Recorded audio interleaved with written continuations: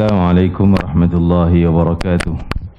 Alhamdulillah rabbil alamin wassalatu wassalamu ala rasulil amin wa alihi wa sahbihi ajma'in. Nawayna ta'allum wa ta'lim wa tadhakkura wa tadhkir wa naf'a wal intifa' wal ifada wal istifadah wal hatha ala tamassuk bi kitabillah wa sunnati rasulillah wa ila al huda wa dalalata ala al khair ibtigha'a mardatillahi wa qurbihi wa thawabihi ومغفرته ورضوانه وحسن الخاتمة عند الموت ورفع درجة في الجنة ومرافقة سيدنا محمد صلى الله عليه وآله وسلم وابتغاء شفاعته يوم القيامة على هذه النية وكل نية صالحة شاملة خيرات الدنيا والآخرة وإلى حضرة سيدنا محمد صلى الله عليه وآله وسلم.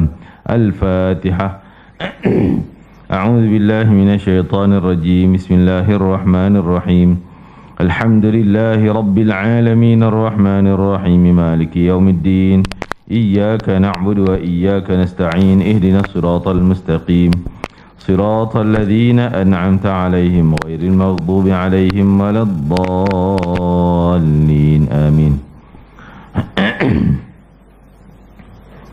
Kita sambung ngajian daripada kitab Kiamat Hampir Tiba. Mana tanda? Dia mula balik. Tak apa, mula tu cerita yang mula tu saya ulang-ulang balik. Kita tak baca kot ni. Kita terus baca pada muka surat 131. Sifat-sifat Imam Mahdi. Apa yang saya dapat ulang seringkasnya daripada awal tu, permulaan tentang kemunculan Imam Mahdi itu bermula daripada tanda-tanda yang berlaku, atau kita sebut sebagai hint. Kalau kita kata hint tu bagi kan, kias dekat-dekat dah tandanya. Antaranya adalah yang pertama, kawasan Baitul Maqdis sebagai petanda. Baitul Maqdis sebagai petanda, iaitu negara Palestin yang dijajah oleh Israel. Yang pertamanya, kawasan tu akan semakin maju dengan mall-mall, dengan bandar yang disusun cantik. Sekarang ni dah ada. Kalau nak pergi Palestin, insya-Allah kan, jom pergi dengan saya. Kan? Elan ni. Bulan 2 insya-Allah pergi Palestin, dan kita memang bawa tengok, tunjuk, dan nampak jelas. Kalau kita lalu di kawasan tebing barat tu yang ada Baitul Maqdis di situ, kalau kawasan orang Arab memang nampak sampahnya, rumah tak tersusun. Kalau kawasan orang Israel nampak tersusun, kemas, bersih, cantik kan. Itu sebagai petanda. Dan yang kedua di situ juga, tanda yang kedua di kawasan Palestin, orang Israel semakin ramai, semakin berkumpul, semakin senang ambil. Orang Arab semakin kena halau. Ialah yang berlaku sekarang. Yang orang Israel tambah berlaku di Ukraine perang ni, dia nak kutip orang Yahudi sana untuk datang ke Palestin. Semua masa kami duduk sana pun, orang Israel yang ada di Israel tu bukan semua daripada Amerika, daripada Arab Morocco ramai, daripada Yaman, Yahudi apa semua dia kutip habis semua, dan dia bagi allowance rumah free. Rumah free tu rumah Pak Arab yang kena halau tu lah. Bagi diorang duduk. Lagi nak datang ramai, lagi dia halau Arab keluar daripada kampung. Dia ambil rumah tu, duduklah rumah buruk dulu, lama-lama dia buat bagi cantik lah. Itu petanda. Makin ramai sebab apa? Walaupun kita doa bagi mereka hancur apa semua, tapi tetap berlaku yang tu. Sebab itu perjalanan Allah susun untuk dunia ni. Israel Yahudi akan berkumpul satu tempat sehingga senang tugas Nabi Isa nanti perang Yahudi. Dia tak payah nak terbang pergi Amerika, pergi Rusia sana, Ukraine, mana-mana kutip-kutip.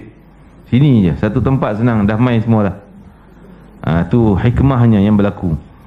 Dan di situ juga apa saya sebut tadi, Masjidil Aqsa dikuasai oleh orang Israel. Dikuasai.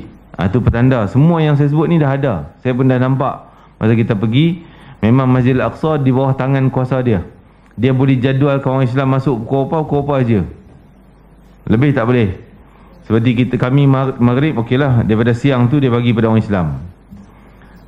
Tu pun daripada subuh dia mula subuh sampai azan isyak. Lepas main isyak lebih kurang setengah 1 jam kot.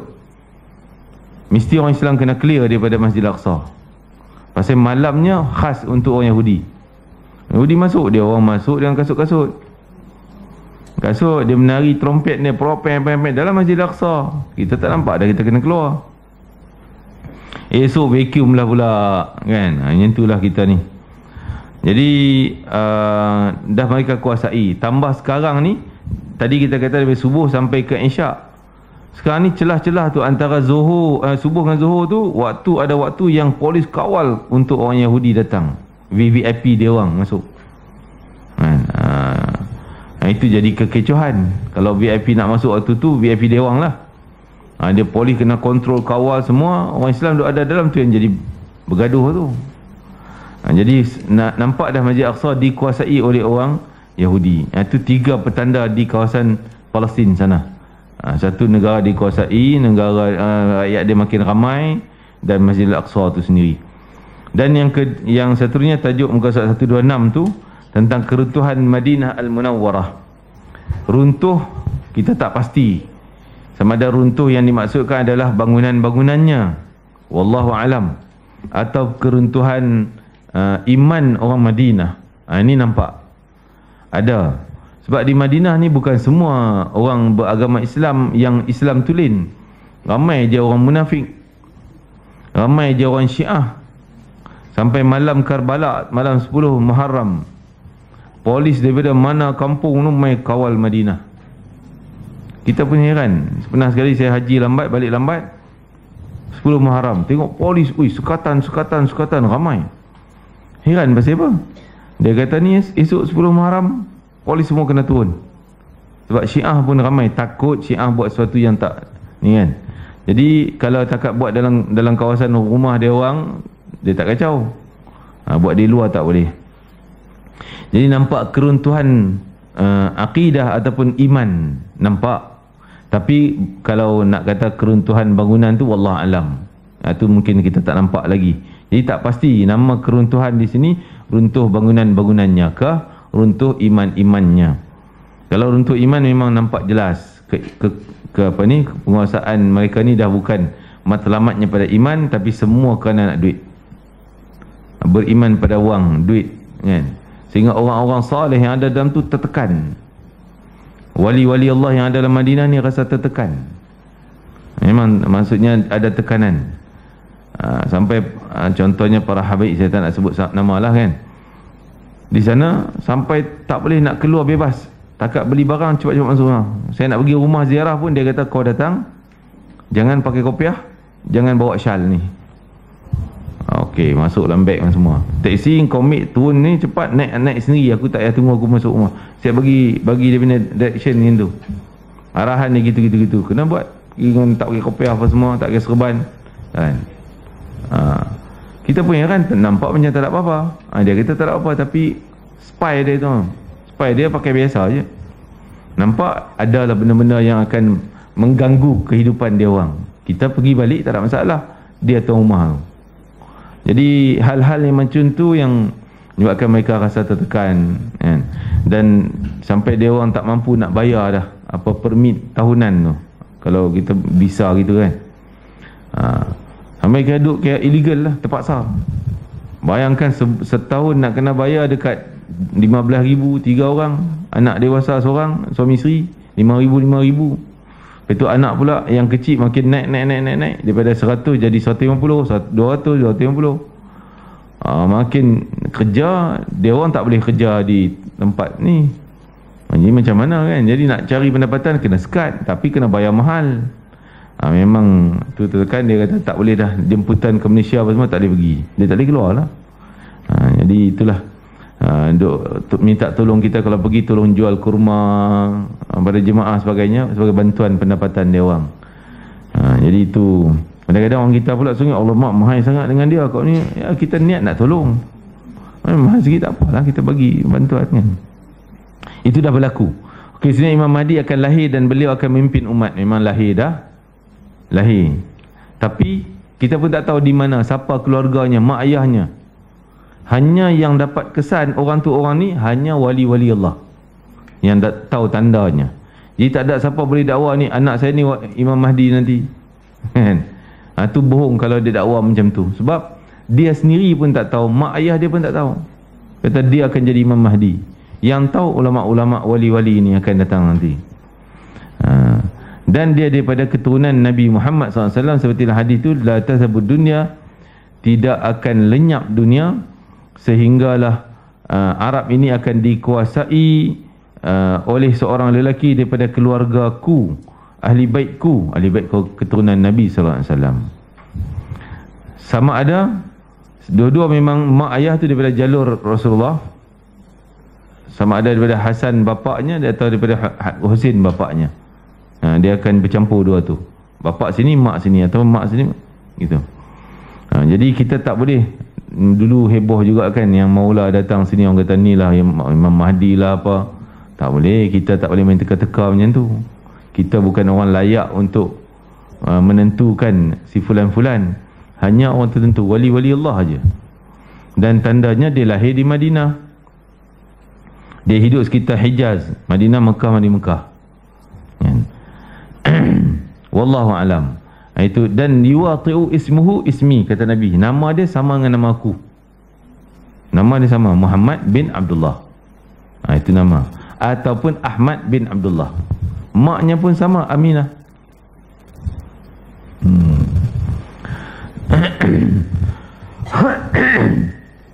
Tanda akan dibai'ah. Tanda akan dibai'ah, yang pertama sekali dia kata, Syekh kita, Syekh Fahmi Zamzam hafiz rahimahullah ta'ala, dia kata bintang yang berekor di ufuk timur. Bintang ini akan kelihatan di atas langit selama 3 malam atau 7 malam berturut-turut. Kita pun tak pasti macam mana, wallah alam, kan? Tapi tetap akan berlaku. Sampai masa berlaku baru kita nampak, oh yang ni rupanya, kan? Tak tahu macam mana. Yang kedua, gerhana bulan dan matahari dalam 1 bulan. Dalam 1 bulan. Tahun ni Masya Allah dah berlaku gerhana. Tahun depan saya dengar orang falak bersembang-sembang dalam live hari tu, dia kata akan ada 4 kali gerhana, 2 bulan 2 matahari tahun depan. Gerhana matahari 20 April tahun depan, 2023, iaitu sama ada hari terakhir Ramadan ataupun dah hari raya. Dah dekat-dekat Ramadan tu. Lepas tu 2 minggu lepasnya baru gerhana bulan. Bulan 10 pula berlaku selang 2 minggu. Matahari dulu, lepas tu bulan, selang 2 minggu juga. Jadi tahun depan 4 kali lah gerhana.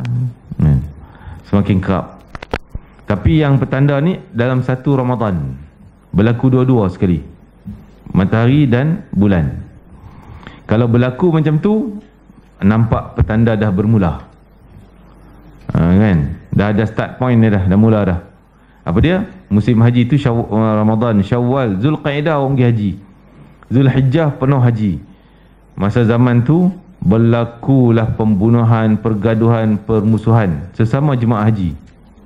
Sehingga Nabi sebut darah mengalir macam anak sungai di Jamrah Aqabah. Banyaknya pembunuhan sampai berlaku huru-hara di Mekah. Itu disebut dalam yang si tu. Jadi tak aman lah, musim haji tu tak aman. Tak tahu bila, tapi tengok daripada Ramadan tu lah, ya. Jadi kita kata Ramadan ni dah gerhana matahari dah kena dah Ramadan. Cuma 1 je bulan dia, di bulan Syawal kena bulan. Tak tahulah, mungkin tahun depan ke tahun dia makin genjak dah masuk Ramadan. Nampak dah tanda ni. Lepas tu bulan Muharram barulah ulama 7 orang akan datang cari Imam Mahdi untuk menyelesaikan permusuhan, permasalahan umat Islam ni. Kalau engkau membunuh perang-perang ni, tak ada pemimpin lain yang mampu selesaikan kecuali Imam Mahdi. 7 ulama daripada 7 negara yang datang kebetulan. Bukan dirancang, jom call kita pergi, tak. Datang-datang, oh engkau di Mesir, yang ni daripada Yaman, contohlah, saya tak tahu, tak sebut pun daripada negara mana. Mungkinlah Mesir, Yaman, negara Syria dan sebagainya. Apa tujuan? Sama tujuan, misi yang sama, nak cari Imam Mahdi, nak cari Imam Mahdi. Maka mereka pun gabung 7 orang, cari, jumpa di Mekah pemuda tu. Pemuda baru 30-an, akhir 30-an. Jadi tangkap dia, bagi tahu engkau kena gini jadi Imam Mahdi. Dia tak percaya aku jadi Imam Mahdi. Tak percaya. Sebab penampilan tak ada tokoh ulama langsung. Dan dia keilmuannya pun tak ada. Dan dia bukan tokoh kepimpinan, pemimpin ke sebagainya, tak ada. Tak ada tokoh apa langsung. Tiba-tiba dia nak dilantik Imam Mahdi, dia tak percaya. Dia lari daripada imam tadi, ulama tadi, lari ke mana? Ke Mekah, Madinah. Tiada Nabi kata dia ulang alik Mekah Madinah beberapa kali satu hari. Zaman Nabi cerita ulang alik berapa kali. Sahabat tercengang. Berapa kali? Tapi sahabat ni tak jenis macam kita. Kalau kita mengarut ni, mana boleh jadi macam tu? Kami naik ni sekian-sekian. Kan? Kalau kita jadi macam Abu Lahab mah, pergi semalam ke Isra' Mi'raj. Kan? Jadi Abu Lahab mah kita. Kalau kita duduk situ. Tapi sekarang Allah hidupkan kita, zaman ni kita nampak memang betul. Kereta api 2 jam sampai, 2 jam patah balik, 2 jam pergi, nak ulang 5 kali pun boleh. Jadi ulang beberapa kali nak lari pada dia orang tu, sehingga terakhirnya dapat tangkap juga. Dapat tangkap di Mekah. Bawa ulama-ulama ni, bawa dia heret ke Masjidil Haram, depan pintu Kaabah, dekat makam Ibrahim. Di situ dipaksa untuk terima je bai'ah kami nak lantik engkau. Kami ni nak jadi pengikut engkau. Engkau terima je. Dia tak ada tokoh ni, takut-takut nak terima, tapi dah terpaksa. Yalah, terima je lah. Terima je. Bila dah bai'ah, orang yang ada kat Mekah turut bai'ah sama. Kan? Lantik pemimpin, bukannya kita kena vote semua, kan? Dia orang ni main zaman itulah zaman Nabi, bai'ah saja. Aku janji taat setia dengan kepimpinan Imam Mahdi, dan aku berjanji akan taat segala-galanya. Lebih kurang ayat macam itulah, taat setia. Maka dia bagi arahan apa kena ikut. Tapi hari pertama dilantik pada waktu duha pagi. Maka silakan orang minta dia berucap lah sikit, dah dilantik ni. Dia tak reti nak cakap. Dia bukan penceramah. Nak keluar satu kataan gagap-gagap. Ana pum, nampak dia menggelabah sehingga tepuk paha kiri. Ana tepuk tu. Keluar satu-satu kataan. Menggelabah, tak reti cakap. Tak ada langsung tokoh kepimpinan. Jadi waktu tu dah ada penapisan. Ada orang yang tak percaya. Ni Imam Mahdi macam ni. Tak percaya aku. Habis. Ya. Kalau kita ada di situ, maka nampak tak buruk, nampak tak baik pun, tak cantik pun, kita ikutnya. Betul yang tu. Sebab apa? Sebelahnya muka surat 1, mana tadi? Tak nampak lagi, 132 ada hadis. Al-Mahdi minna ahlul bait yuslihuhu Allahu fi kulli layl fi lailatin. Tu akan kita baca hadis tu nanti. Okey, sifat-sifat Imam Mahdi. Nanti kita tengok sifat Imam Mahdi, muka surat 131. Beliau adalah keturunan Sayyidina Siti Fatimah, iaitu Sayyidina Fatimah binti Rasulullah sallallahu alaihi wasallam. Dan namanya Muhammad bin Abdullah. Namanya sama dengan nama Nabi Muhammad sallallahu alaihi wasallam, dan nama ayahnya sama dengan nama ayah baginda. Ayahnya daripada keturunan Hasan dan ibunya daripada keturunan Husain, atau sebalik, ataupun terbalik. Mungkin ayah daripada Husain, mak daripada Sayyidina Hasan. Memang keturunan Sayyidina Hasan ni mewarisi yang atas Nabi, daripada pusat ke atas, handsome-nya. Tu keturunan Sayyidina Hasan memang banyak macam tu. Dia mewarisi kehansaman. Sayyidina Husain dikatakan mewarisi daripada perut ke bawah, kekuatannya dan sebagainya. Tempat lahirnya di Madinah. Umurnya ketika dibai'ah antara 30-40. Akhlaknya banyak menyerupai akhlak Rasulullah SAW. Tawaduk, bermesra dengan orang, berbaik, menolong orang, baik-baik dengan orang, macam-macam lah akhlak yang ada pada Rasulullah SAW. Walaupun sebelum dia dilantik, dah nampak dah luar biasa tentang akhlak dia. Tapi dia tak ada ketokohan ilmu. Walaupun bentuk badannya tak serupa dengan badan Nabi SAW. Digambarkan dia gemuk, perut dia besar sikit, kan dia cerita nanti, kan? Kalau Nabi kan flat sama, badan V, bidang atas lebar, perutnya kecil, pinggang dia. Buat Nabi SAW tangannya muscle, sehingga nampak ketak-ketak badan Nabi SAW tu, kekuatan Nabi. Tapi dari sudut badan tak sama kan? Badannya seakan seorang daripada keturunan Bani Israel. Zaman tu dah terkenal orang Bani Israel ni punya perut buncit macam apa perut dia besar, gemuk-gemuk kan. Lidahnya seakan-akan berat berkata-kata, memang tak reti nak cakap. Apabila berasa berat lidahnya berbicara, beliau akan segera menepuk paha yang kiri sehingga kata-katanya mudah keluar. Menggelabah dia, ketepuk-tepuk gitu, keluar satu dua perkataan. Hidungnya mancung, dahinya luas, mukanya bersinar laksana bintang yang bercahaya. Masya Allah. Warna kulitnya seperti kulit orang Arab, ya, walaupun bentuk badannya seperti orang Bani Israel. Kulit dia orang putih kemerahan, merah, apa tahu, merah udang itulah dia lah kot.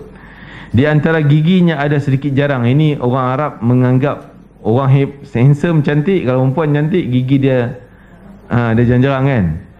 Tu dia nampak cantik tu. Penilaian cantik macam tu. Ada jarak di antara dua gigi kapak depan tu. Janggutnya tebal, matanya seolah-olah sentiasa dicalik dengan celak. Sentiasa, bukan dia letak celak, tak letak pun dah memang gelap tu. Di mukanya ada tai lalat dan perutnya agak sedikit besar. Rambut, janggut dan kesemua bulu badannya hitam, dan bersama dengannya bendera Rasulullah sallallahu alaihi wasallam. Begitu juga jubah dan pedang Nabi. Khazanah Nabi sampai kat dia. Sekarang ni di Madinah ada seorang, tak tahu yang saya dengar cerita, seorang dia orang kata keturunan Nabi juga, tapi asal tok nenek moyang daripada Afghan lah. Macam kita ada keturunan Nabi dengan Malaysia kan, lahir di sini Afghan, tapi dah lama dia duduk situ. Dia menyimpan khazanah Nabi SAW, termasuk Sayyidina Husin punya barang. Dan dikatakan baju Sayyidina Husin yang pakai ketika dia syahid, dibunuh, ada cebisan baju yang melekat darah dia. Dia simpan cebisan baju tu.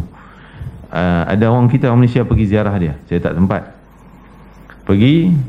Dia suruh cium ni, tengok kain dalam dia bolam balang tu, cium wangi baju Sayyidina Husin tu. Bukan baju darah Nabi, darah Sayyidina Husin. Ciumnya wangi. Dan memang nampak keras lah kan, darah kering tu. Dia kata kalau malam 10 Muharram, merah dia akan jadi cair, merah cair. Itu keajaiban. Itu dia ceritalah. Kebetulan dia orang ni yang pergi bukan kena 10 Muharram, dia tak nampak benda tu, cuma dia cakap. Dan wanginya lagi kuat. Dan dia ada simpan rambut Nabi SAW. Dan ada barang lain yang dia kata dia tak nak tunjuk ke semualah. Mungkin termasuk pedangnya dan sebagainya. Dan mungkin dia simpan, wallah alam, boleh jadi daripada keturunan dia ke, wallah alam. Ataupun sampai masa dia akan bagi pada orang tu. Kebetulan ada cerita sampai dia serah pada, kena pada budak ni, si fulan ni, yang akan jadi Imam Mahdi, pemuda lah zaman tu. Jadi termasuk bendera baginda Nabi SAW. Pada mulanya Imam Mahdi bukanlah seorang yang terkenal dengan sifat keutamaan, tak nampak ketokohan. Lalu Allah Azza wa Jalla memberi taufik dan hidayah kepadanya sehingga dalam satu malam sahaja beliau sudah berubah daripada keadaan yang asal, daripada tak pandai jadi pandai. Satu malamnya, tak ada siapa mengajar dia, dia tidur macam biasa, bangun besok dah jadi lain. Orang tengok dia pun dah rasa haibah sebagai pemimpin kan, nampak gah dia tu kan, aura pemimpin tu dah ada. Bila dia arahan memang orang akan tunduk dan patuh. Dan ilmu agama dia pun hebat, sehingga ulama tadi akan rujuk apa-apa dengan dia kan, daripada asal tak tahu langsung tu. Satu malamnya Allah repair dia, baiki dia, islah dia, terus jadi hebat, lengkap sebagai keperluan seorang pemimpin kan. Dan dia nampak benda yang orang tak nampak. Macam Nabi nampak, jom kita soal ni jadi tepat, ada kasyaf dia. Dalam satu malam je beliau sudah berubah daripada keadaan yang asal. beliau telah menjadi seorang yang wara', adil, alim dan sebagainya. Seperti sifat yang telah disebutkan dalam hadis Nabi SAW. Dalam hal ini ada diriwayatkan sebuah hadis yang berbunyi, Al-Mahdi minna ahlul bait yuslihu Allahu fi lailatin. Imam Mahdi itu dilahir daripada keturunan ahlul bait, keluarga Sayyidina Fatimah, ahlul bait, yang telah disempurnakan, diislahkan oleh Allah Ta'ala akan segala kebaikannya pada satu malam sahaja. Lengkap dah besoknya. Dia cakap pun dah lancar, terang, jelas, dengan dalil Quran, dengan segalanya lengkap. Allah bagi, kalau nak bagi sekejapnya, kun fayakun. Itu ilmu. Semuanya ada di tangan Allah. Kadang-kadang yang bertahun-tahun ngaji ni tak kun fayakun juga, tak jadi juga. Tapi tak apalah, alhamdulillah lah. Jangan tahu Allah ustaz kata macam tu kami tak main. Yang penting kita istiqamah dengan majlis ilmu. Dapat tak dapat benda faedah lain, tapi datang majlis ilmu tu dapat dah faedah yang tertentu. Kan? Dapat dah faedah. Lebih-lebih istiqamah, kita dapat ampun Allah, dapat cinta Allah, macam-macam kita dapat. Walaupun tak faham ilmu. Itu saya nak cerita, ada satu kisah. Pernah cerita sini tau, kok jadi bulang pula kan. Kisah yang namanya, seorang lelaki namanya Mastah. Orang lelaki nama Mastah. Di zaman dia ni businessman, menega pergi sana beli barang, balik main jual, trade lah. Jadi setiap kali dia pergi satu tempat, dia akan singgah tempat yang ada orang mengajar. Orang beritahu kat masjid tu ada tok guru sedang mengajar, kat pondok kat mana. Dia singgah dulu, dia masuk duduk mengaji. Dia tambat unta kuda dia semua kat situ, dia masuk duduk dengar. Kan? Bila selesai, orang tanya apa kau dapat? Tak tahu, aku tak tahu apa dapat. Engkau ada di majlis ilmu. Yalah, aku hadir tapi aku tak faham, tak record, benda tak ingat ni kata. Itu apa tujuan kau hadir? Tujuan aku hadir semata-mata nak hadir majlis dan nak salawat Nabi.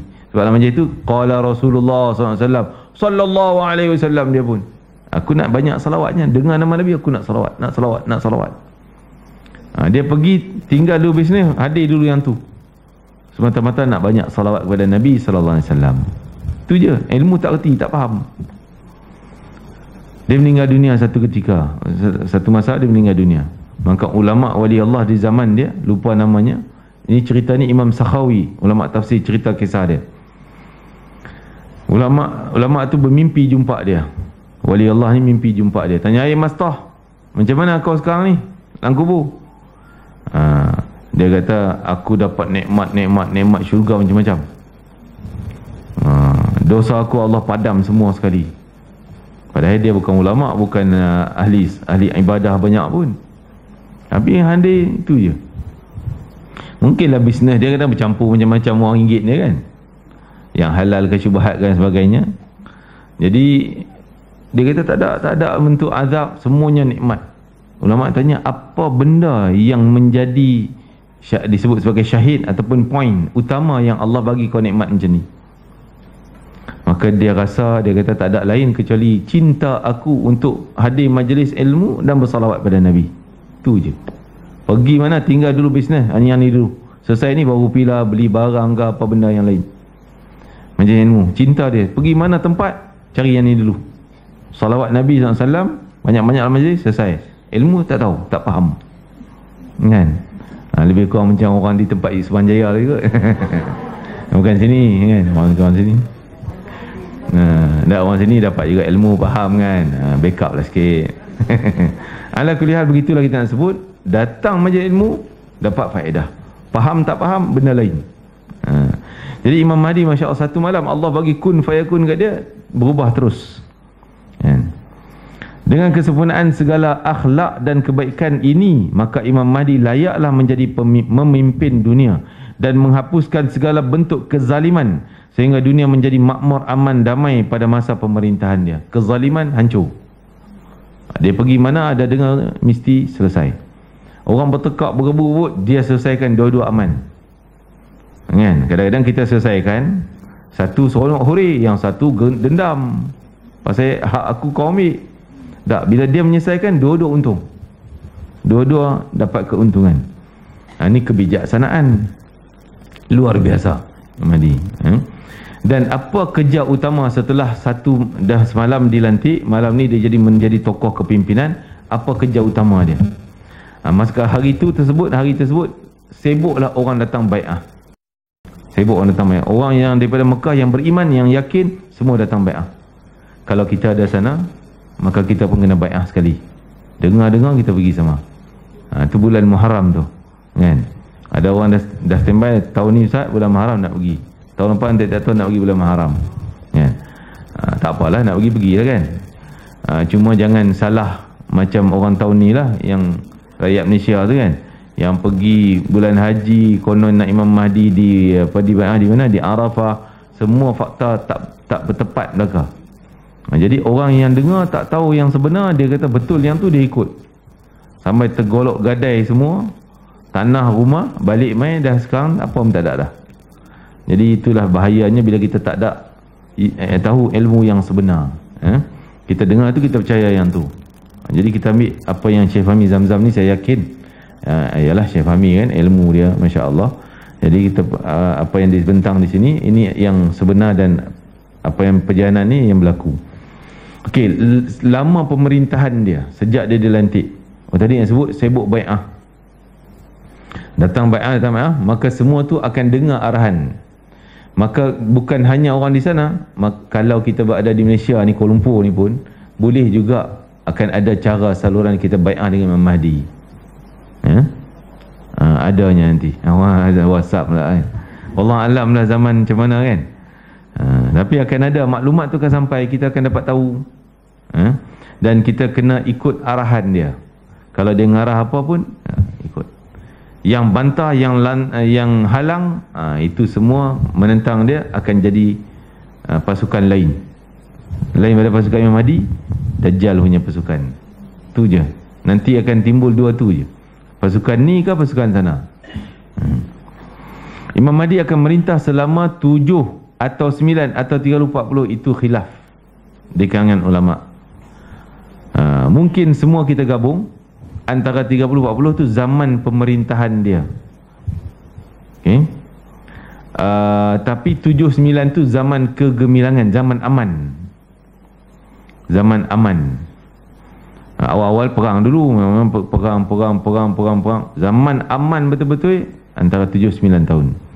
Menurut riwayat yang berbeza, tetapi mengikut Imam Ibnu Hajar Al-Haythami, semuanya itu benar, kerana riwayat yang mengatakan 7 atau 9 tahun itu melihat pada zaman keemasan pemerintahannya, dan riwayat yang mengatakan 30 tahun itu melihat kepada zaman pertengahannya, dan riwayat yang mengatakan 40 tahun itu melihat kepada keseluruhan masa pemerintahan, daripada mula bai'ah sampai mungkin sampai zaman Nabi Isa wafat. Itu kira satu zaman, walaupun dia pas button nanti pada Nabi Isa. Sampai satu peringkat dia akan beri pada Nabi Isa. Zaman keemasan, kegemilangan Imam Mahdi ni mungkin zaman bersama dengan Nabi Isa, bukan dia seorang. Awal dia seorang, tak jumpa Nabi Isa, tak tahu berlaku berapa tahun, perang sana perang sini, sampai ke Syam, sampai ke Syria, sampai ke India. Tentera Imam Mahdi akan serang, akan berperang. Akan disebut nanti. Pemegang benderanya antara orang yang bai'ah, ni dia. Benderanya adalah berwarna hitam, dan pemegang benderanya, kira apa, orang kanan dia, general dia, ialah seorang anak muda yang akan datang dari arah timur. Ini dulu ada orang dok kata mungkin dari Malaysia tu, kan? Timur, ni kata. Sebab pemuda ni daripada Bani Tamim. Tahu tak Tamim? Ini orang tu cakap Tamim tu apa? Ta tu tanah, Mim tu Melayu. Tanah Melayu. Kan? Itu semua rekaan-rekaan belaka, ya. Bani Tamim ni keturunan Tamim, kan? Daripada bangsa Arab, daripada jalur-jalur Arab. Memang timur. Kalau daripada Mekah, Madinah tu, Riyadh pun dah kira timur, dalam tanah Arab juga. Janggutnya nipis, tu yang dia kata Melayu tu. Warna kulitnya sedikit kuning. Namanya Syuaib bin Saleh. Dia nak mengaku tu, kan. Padahal tak ya. Ini daripada keturunan Tamim nama bangsa Arab. Anak muda ini bergelar pemuda Bani Tamim dan dia mengetuai angkatan tentera. Dia akan jadi general Imam Mahdi. Apa arahan dia buat, semua menang. Siapa jadi tentera dia, semuanya menang. Sama ada menang mati syahid, ataupun menang sungguh, hidup. Takkan rugi siapa berani jadi tentera dia. Sebab tu Nabi pesan, kalau kamu dengar dia dah bai'ah, datanglah jadi tenteranya walaupun kamu terpaksa berenang dalam salji yang tebal. Sanggup kita nak pergi Mekah sampai berenang dalam salji? Tak sanggup. Naik kapal terbang 8 jam pun fikir 10 kali, ni sakit pinggang kan, duk ekonomi tu kan. Jadi macam mana dia kata tentera, dan yang menjadi tulang belakang kekuatan Imam Mahdi ni Syu'aib bin Saleh ni kan.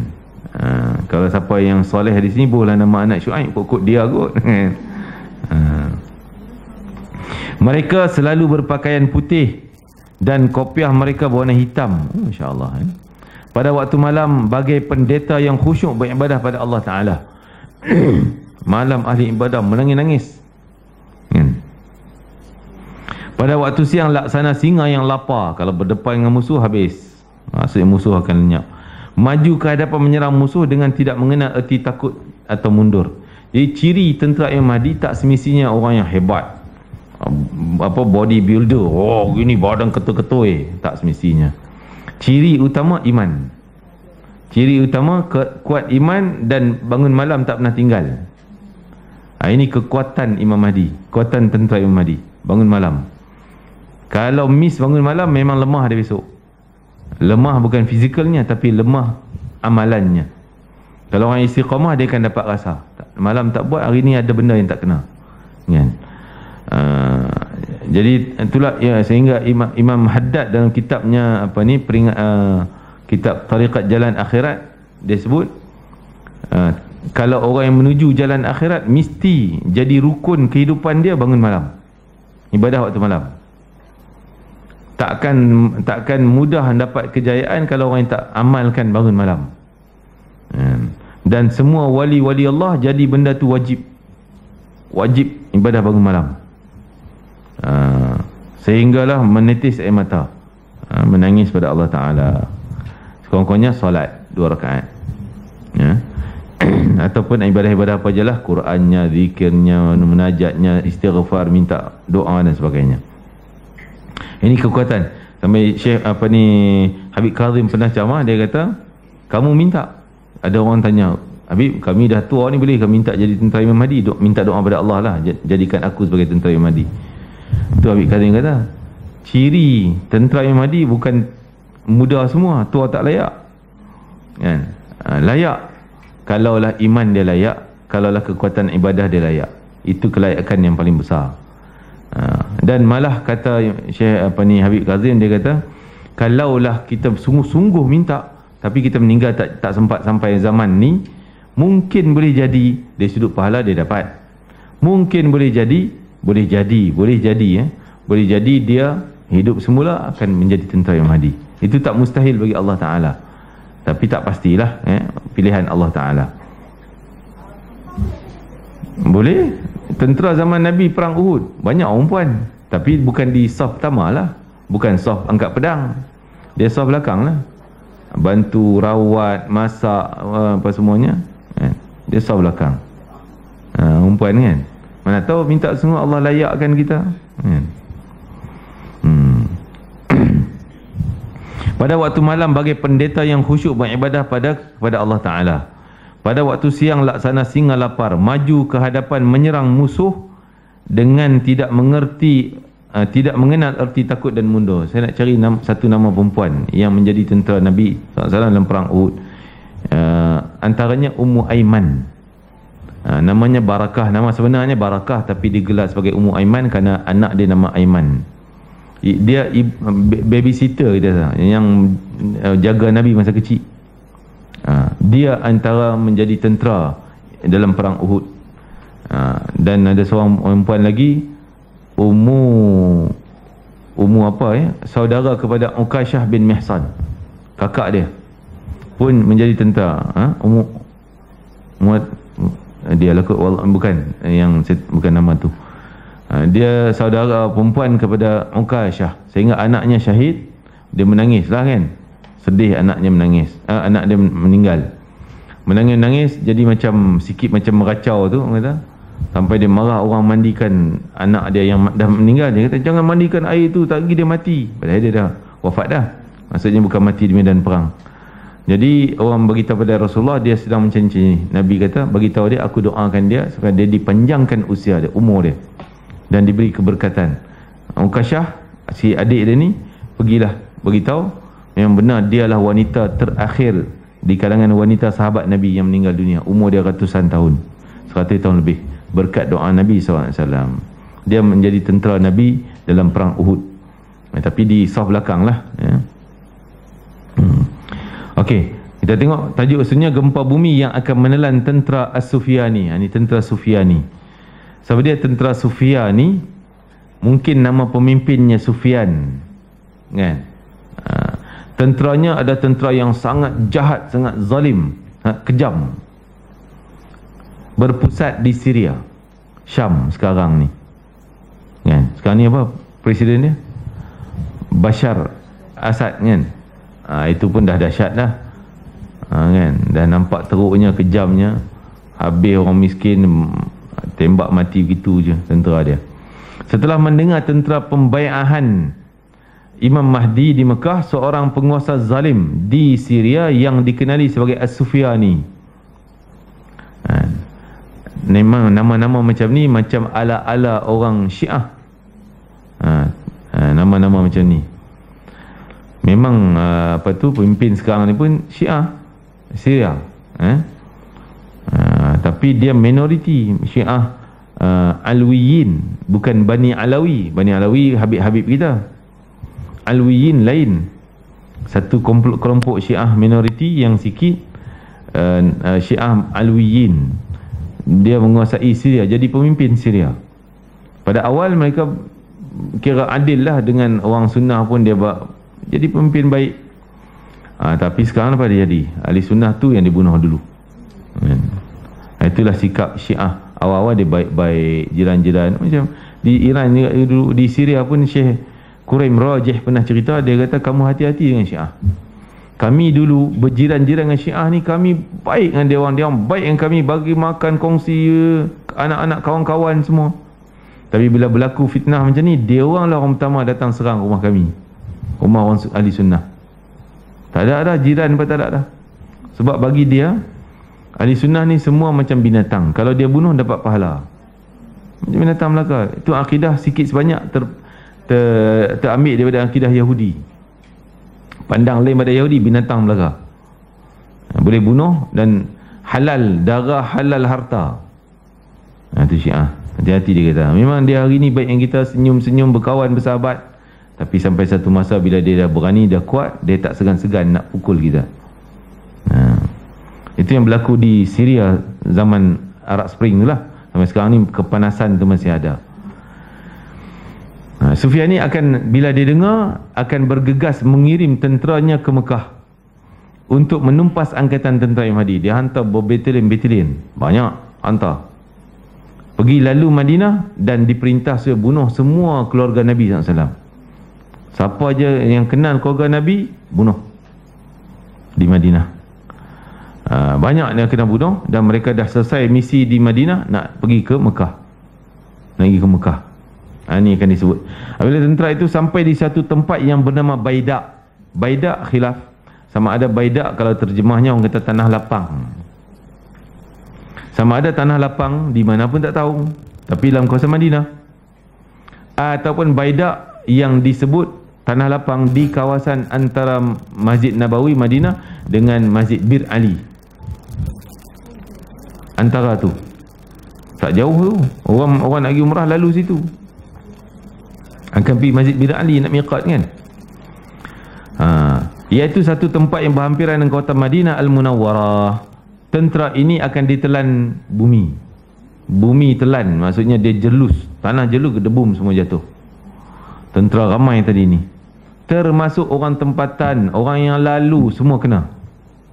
Semua sekali kena bencana tersebut mati. Sayyidina Aisyah radhiyallahu anha terkejut, ya Rasulullah, semua di situ bukan tentera aja yang ada, orang tempatan, orang meniaga, orang lalu. Nabi kata semua mati. Yub'atsu ala niyatim, lakin Nabi kata tapi akan dibangkitkan bergantung pada niat masing-masing. Dia niat nak bantu tentera, mati situ, mati kafir lah, wala'idzubillah, tolong tentera ataupun dia tentera. Kalau tak ada niat gitu, dia niat lagi umrah, lalu situ gedebum jatuh mati, syahid, mati syahid. Dia anggap sebagai mati syahid, selamatlah akhiratnya. Ya. Itu dibangkitkan atas niat masing-masing. Sebab tu saya nasihat, kita nak keluar dari rumah, nak pergi mana, gambar niat yang baik. Kalau berlaku apa tengah jalan, meninggal tengah jalan, Allah ambil kira niat apa dia keluar tadi. Kalau keluar tadi tak ada niat apa-apa, jadi mati kosong. Kalau keluar tadi niat kerana nak pergi mentaati perintah Allah, tambah lagi nak datang majlis ilmu untuk mentaati perintah Allah, ikut sunnah Nabi SAW, nak belajar ilmu, nak berjihad di jalan Allah, belajar tu kira jihad, berjihad di jalan Allah Ta'ala. Meninggal syahid, meninggal tengah jalan syahid, sebab keluar jihad. Jadi niat tu penting. Begini kalau dia niat nak pergi umrah, mati tu syahidnya. Niat dia nak tengok-tengok orang, apa berlaku ramai-ramai ni, nak tengok je lah, nak pergi tengok, mati kosong, tak ada apa, dia tak tibat dosa. Tapi macam, oi seronok juga tentera ni, kalau boleh aku nak jadi tentera ni, ada faedahnya, ada mati yang tu, sama dengan tentera tu, kan? Bergantung pada niat. Jadi kalau boleh kita nak keluar, pergi pasar pun, nak beli apa ni, beli barang-barang kat pasar pun niat nak taat perintah Allah, ikut sunnah Nabi SAW, nak cari sumber yang halal untuk berkhidmat pada ahli keluarga, suami, isteri, anak dan sebagainya, kan? Ataupun suami niat untuk anak isteri. Jadi keluar tu dah kira pahala, dah dikira pahala. Okay, tadi dia kata bila dah kena telan bumi, tiada seorang pun di antara mereka yang selamat kecuali 2 orang sahaja. Tentera tu, 2 orang tentera je yang selamat. Sengaja Allah selamatkan 2 orang tu. Seorang daripada mereka kembali ke Syria, bagi tahu ke bos dia, kata tentera dia mati habis semua, membawa berita sedih, nahas tentera itu kepada As-Sufyani. Dan seorang lagi terus perjalanan ke Mekah, membawa berita, bagi berita kepada Imam Mahdi, sampaikan pada sana, kan? Kata kami tentera As-Sufyan diserang, baru Imam Mahdi akan bertindak, kumpulkan tentera, lantik Syuaib bin Saleh tadi memimpin tentera, pergi bergerak ke Syam, serang balas. Serang balas, lepas tu habislah dia mendapat menguasai Syam. Tentera Sufyan ini menguasai Syam, menguasai balik Baitul Maqdis yang sedang dikuasai oleh Israel. Dia ambil balik, jadi center HQ dia, pusat pemerintahan dia orang di Baitul Maqdis. Imam Mahdi mengumpul kekuatan tenteranya.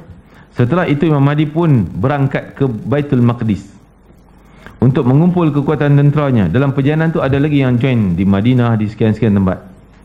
Pemuda Bani Tamim bernama Syuaib bin Saleh telah berjaya mengumpulkan tentera yang sangat besar bilangannya, yang kebanyakannya mereka berasal dari arah timur Khurasan. Khurasan mana? Kita sebut Khurasan ni dulu satu negara luas, yang sekarang ni dah pecah-pecah masuk semua negara curi. Iran ambil sikit Khurasan, Iraq ambil sikit Khurasan, Afghan ambil sikit Khurasan, Uzbek ambil sikit Khurasan, jiran Uzbek, Turkmenistan ke apa, ambil sikit Khurasan. Jadi Khurasan ni tak ada satu negara dah sekarang ni, dah masuk sana masuk sini. Jadi orang Khurasan ni memang kalau kita tengok orang Afghanistan tu kan, Afghanistan Masya Allah dengan badan hebat-hebat. Dia orang macam musim haji, ada kemah, dia tak nak duduk kemah, duduk atas bukit tu. Apa hal duduk atas bukit? Dia kata dia tak boleh duduk atas kemah, dalam kemah. Dia lebih selesa panjat-panjat bukit, zuzu duduk atas. Memang kampung dia macam tu kot, kan? Kampung bukit-bukit. Dia tenaga dia, walaupun tua-tua, dah kedut-kedut, tapi tenaga hebat. Jadi kekuatan dia orang tu. Dan memang ahli solat. Kalau yang solehnya, solatnya ya Allah, kita tak tahu bila dia stopnya, kan? Duduk sujud, bangun diri dulu, terus banyak. Kalau kita lepas 2 rakaat, relax dulu sambil tengok phone, WhatsApp sikit-sikit, jemu okey, sambung baliklah 2, kan? Dia tak ada, terus mayang. Kekuatan ibadah dia orang luar biasa.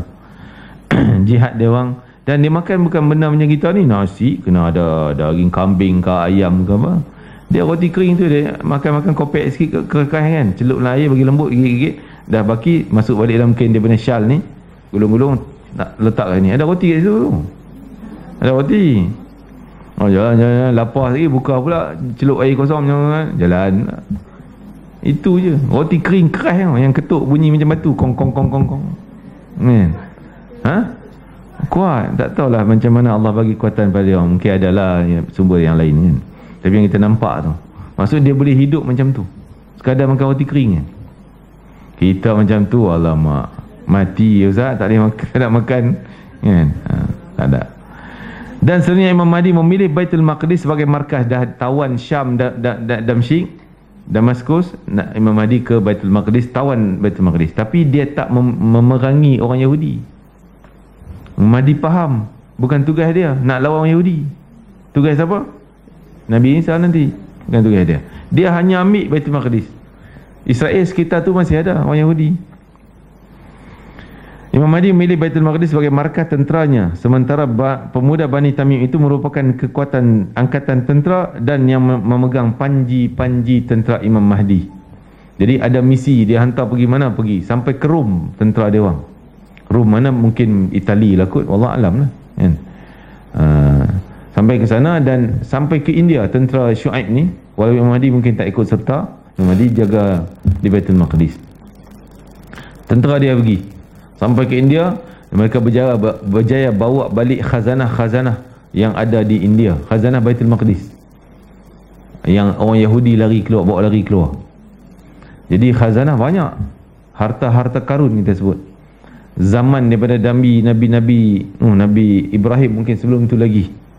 Antaranya adalah cebisan baju Nabi Ibrahim yang kena campak dalam api, tapi tak terbakar kan.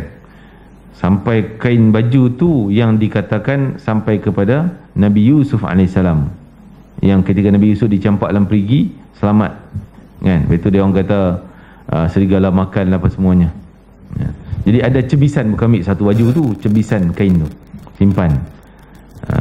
Dan cebisan tu dikatakan sekali dengan baju Nabi Yusuf ketika ayah dia buta tu kan. Ayah dia buta, bawa balik baju ni, campak ke muka ayah, celik kan. Ada cebisan Nabi Ibrahim punya. Dan termasuk tongkat Nabi Musa AS, cebisan pecah daripada kitab Taurat yang Nabi Musa hempas. Nabi Musa naik menajak 40 hari atas gunung, turun-turun tengok pengikut dia Bani Israel sembah patung berhala lembu pula. Geramnya nak cari Harun. Kenapa Harun tak dakwah dia, orang tak halang. Dia hempap batu, kepingan batu tu. Batu tu kitab Taurat, tulisan Taurat. Dia hempap, pecah sikit. Pecah tu simpan dalam tu, yang pecah tu. Jadi ada lagi lah harta-harta yang lain yang jadi khazanah berharga dalam Baitul Maqdis. Ketika orang Yahudi, tak tahulah bila dia orang lari keluar, kisah Nabi Syamwil,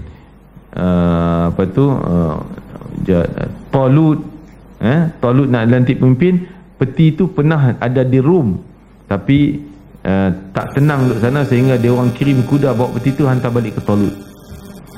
Jadi Nabi Syamwil, kalau kita pergi Baitul Maqdis, kita akan ziarah ke makam Nabi Syamwil. Ada makam Nabi Syamwil. Ajibnya makam Nabi Syamwil bawah, kalau turun bawah tu kira laluan orang Yahudi, khas Yahudi, ziarah makam Nabi Syamwil. Dia Syamwil, Samuel gitulah kan, tapi bahasa Arab Syamwil. Tapi orang Islam kena atas, dia buat jugalah macam tinggi macam makam, kononnya makam, tapi bukan situ tu, bawah tanah.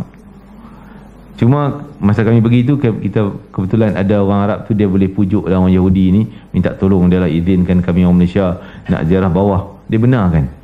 Masuk-masuk tu ada seorang Yahudi budak muda yang jambang panjang gini, topi koboi tu, sambil dia bercara dia lah, tak tahu dia baca apa, saya baca jenis hangguk, kong kong kong kong kong kong kong gitu. Kita pun bagi salam, doa, hadiah Fatihah sebagainya, selesai. Dia buat hal dia, kita buat hal kita. Itu alhamdulillah. Dan Nabi Syamwil tadi ni kata, tanda Talut ni aku lantik sebagai pemimpin Bani Israel, tandanya peti tabut akan balik ke rumah dia yang dah hilang ni. Betul, kuda bawa sampai ke rumah dia. Peti tabut tu balik dan keluar balik, dicuri balik, begitulah. Sekarang ni dikatakan sebahagiannya khazanah ni berada di kawasan India sana, sehinggalah tentera Sufyani akan berjaya ambil balik masuk ke Baitul Maqdis. Itu akan disebutkan nanti. Pertempuran antara tentera Imam Mahdi dengan Sufyani, wallah alam, kita berhenti kat situ.